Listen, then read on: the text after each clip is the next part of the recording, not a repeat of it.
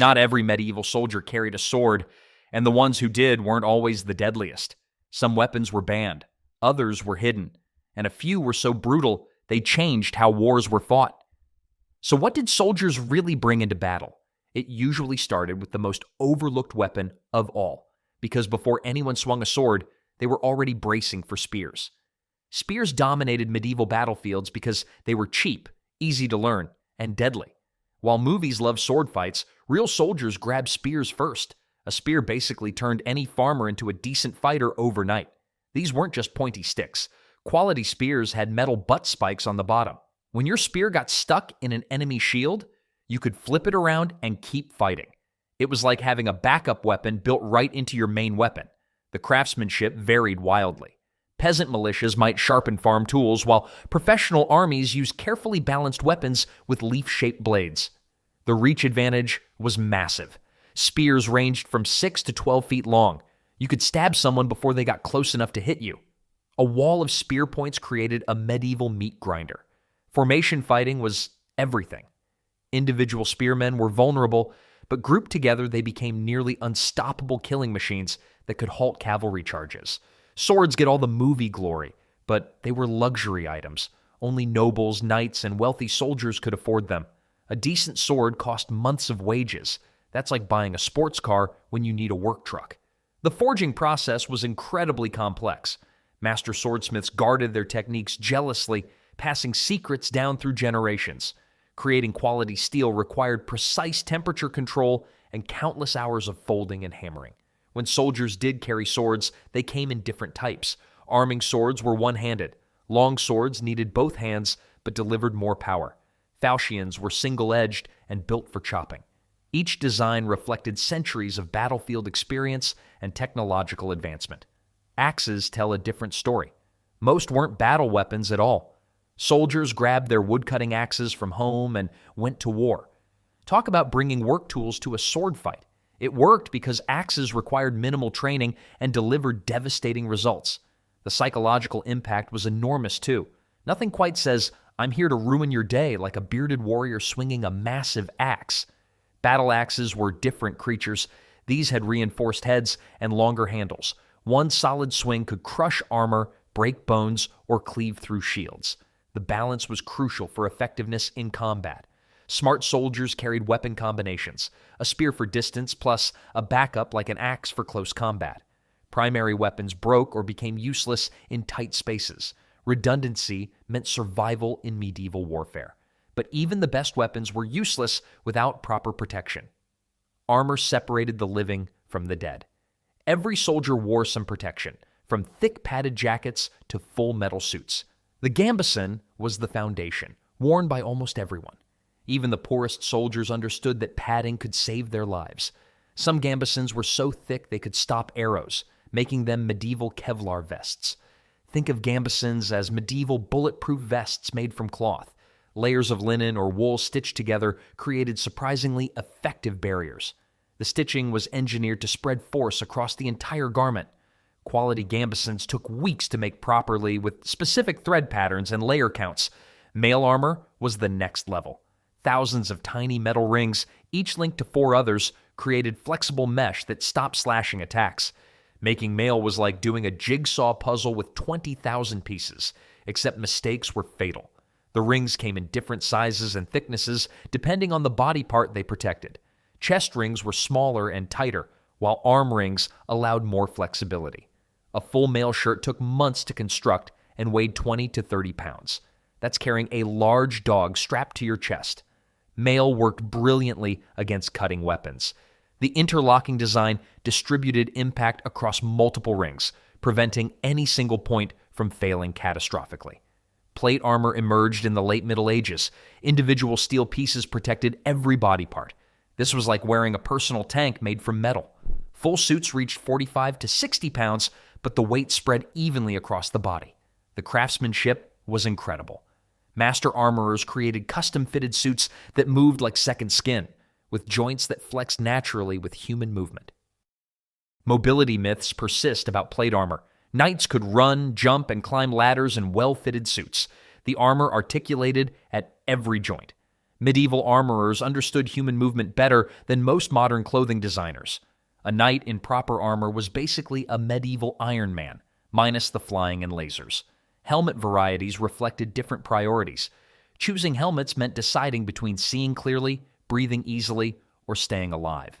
Great helms covered entire heads but limited vision. Bassinets offered better sight lines. The economics created battlefield hierarchies. Rich knights wore full plate. Professional soldiers had mail and helmets. Militia made do with padded jackets. Your protection level advertised your bank account to everyone. But sometimes, even the best armor had gaps that required active defense. Shields served as portable walls that could also smash faces. Every medieval warrior understood that active defense was crucial. Kite shields dominated early battlefields with their teardrop shape. The design wasn't accidental. Shield makers studied impact patterns and adjusted shapes accordingly, like medieval crash test engineers. They looked like teardrops designed by someone who really understood violence. The shape deflected blows naturally while providing maximum coverage. Cavalry loved kite shields because they protected the entire left side while riding. The curved surface helped arrows and weapons slide off rather than penetrating directly. Infantry overlapped kite shields to create solid defensive walls. One person breaking formation could collapse an entire shield line like dominoes. Discipline and timing were everything in shield wall tactics. Heater shields were smaller and more maneuverable, shaped like old-fashioned irons. They were the sports cars of medieval defense. Less protection, but much greater speed and flexibility. Round shields were simple but effective.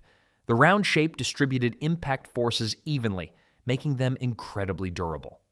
Construction was sophisticated, though. Wood cores, leather covering, iron rims. Building shields was like making furniture designed to stop people from killing you. The wood selection mattered enormously. Different trees provided different characteristics. Oak was strong but heavy, while linden was lighter but still tough enough for combat. The central boss wasn't decoration. That metal dome was basically the shield's built-in fist. Weapons hitting it deflected at odd angles. Experienced fighters used bosses offensively, punching to create openings. It was like having a medieval knuckle duster built into your defense. Bucklers were small, round, perfect for personal combat. They were like medieval boxing gloves with serious attitude problems. Archers and swordsmen preferred them because they didn't interfere with weapon handling. Shield walls were the ultimate group defense. Overlapping shields created barriers that arrows couldn't penetrate and cavalry couldn't break. Few things were more intimidating than facing a solid wall of shields and spear points. Sometimes shields weren't enough and soldiers needed backup weapons. Daggers were the Swiss Army knives of medieval warfare. Every soldier carried one because they solved problems big weapons couldn't handle. Part eating utensil, part life insurance policy, they served practical daily functions too. Cut rope, prepare food, maintain equipment, clean under fingernails. In a world without pocket knives, daggers were the original multi-tools. The variety was impressive. Bollock daggers had distinctive guard shapes that medieval craftsmen found amusing. Rondel daggers featured circular guards for punching through mail. Basilards were longer, almost short swords. Each design served specific combat needs and social requirements. Daggers were skeleton keys for medieval armor.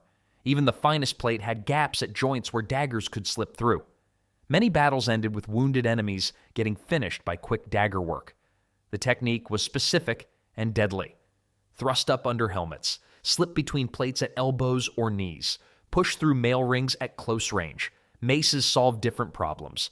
When enemies wore armor that made cutting weapons bounce off, you needed crushing force.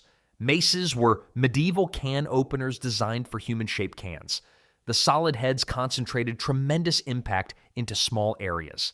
Weight distribution was crucial for effectiveness. Too light and they lacked stopping power. Too heavy and they became unwieldy clubs. Flails added unpredictability. Weighted heads connected by chains could wrap around shields and armor. Fighting someone with a flail was like fighting an angry, heavy yo-yo. The weapon was dangerous to both user and opponent because of its chaotic movement patterns. Warhammers combined multiple approaches elegantly. Blunt sides for crushing armor, spike sides for punching through it. They were the multi-tools of medieval violence. A skilled user could crack helmets, pierce breastplates, or hook enemy weapons with equal effectiveness. Falchions were specialized chopping machines, heavy, curved, single-edged swords built for one purpose.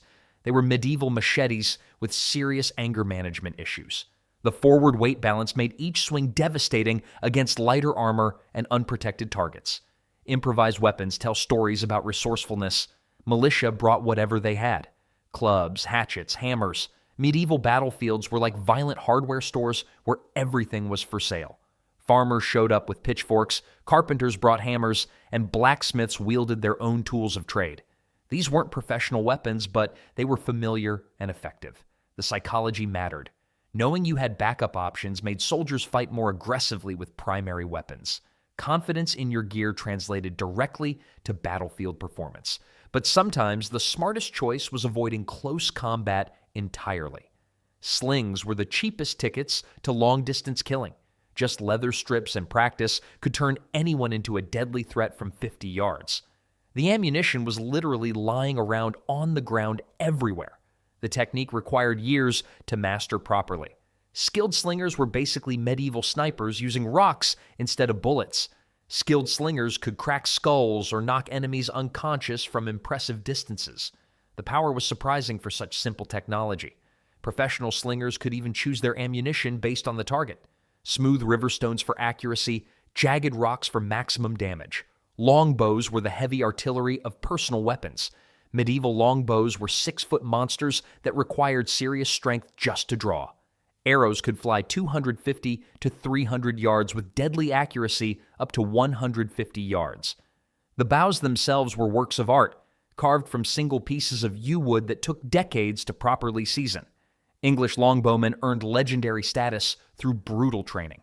Practice started in childhood because developing the strength took decades. Government laws required archery practice after church services. By adulthood, longbowmen had arms like medieval bodybuilders and backs bent from years of drawing heavy bows. Arrow design was surprisingly sophisticated. Bodkin points were armor-piercing specialists with narrow, hardened tips that could punch through mail and some plate. Broadheads created massive wounds in unarmored targets. Choosing wrong arrow types was like bringing screwdrivers to hammer jobs. Crossbows were medieval engineering marvels. Higher draw weights meant more power per shot. They were siege engines shrunk down to human size. Even weak fighters could generate devastating force. The mechanical advantage was enormous compared to traditional bows. Think of them as medieval power tools for people who needed to kill things efficiently. Training time was the crossbow's advantage. Longbowmen needed years. Crossbowmen could be effective after weeks. It was like comparing concert pianists to jukebox operators. The trade-off was speed versus power and ease of use. Crossbows had limitations, though. Reload speed was painfully slow compared to longbows. Trained crossbowmen managed 2 or 3 shots per minute, while longbowmen could loose 6 to 12 arrows. The bolts, called quarrels, were shorter and thicker than arrows. They hit like miniature javelins. The compact design made them incredibly deadly against armor. Each quarrel was basically a flying metal spike designed to ruin someone's entire day. Javelins brought ranged capability to close combat troops. They were like medieval grenades that had to be thrown by hand. The psychological impact often mattered more than casualties. A rain of javelins could break charging formations before they reached spear walls. Timing was everything with thrown weapons. Nothing ruins battle plans quite like getting shot before fighting starts. Many engagements were decided by archery exchanges before melee troops made contact. Range superiority often determined the entire battle outcome, but individual weapons had limits that larger solutions could address. Pavis shields were basically medieval office cubicles, except they blocked arrows instead of annoying coworkers. These large shields gave crossbowmen mobile cover during slow reloads. Crossbowmen could hide behind pavises like snipers behind bulletproof glass. The shields were often painted with bright colors and heraldry, making them mobile billboards that also stopped arrows. Ballistae were crossbows for people who thought regular crossbows weren't scary enough. These torsion-powered giants could punch bolts through multiple armored enemies at once. The engineering was sophisticated, using twisted rope springs to generate enormous power. Skilled crews could reload and fire with surprising speed for such massive weapons. Catapults, mangonels, and trebuchets formed the heavy demolition team. These weren't just big slingshots. They were precision instruments designed to knock down expensive walls. The engineering principles were sophisticated, and the results were devastating. Trebuchets were medieval engineering masterpieces. Using counterweight physics, they could hurl 300-pound stones over castle walls.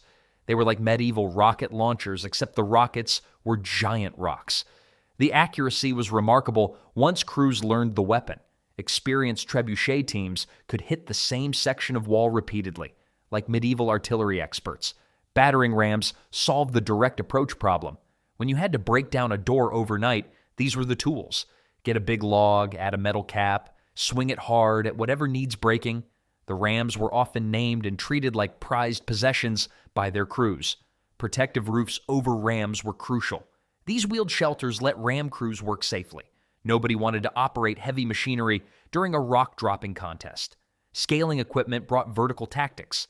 Ladders had to be light, strong, and long enough to reach over walls. It was like designing stepladders for people who really didn't want you using them. The ladders often had hooks or spikes at the top to secure them to walls and prevent defenders from pushing them away. Grappling hooks offered alternatives. Skilled throwers could hook battlements, creating improvised climbing routes.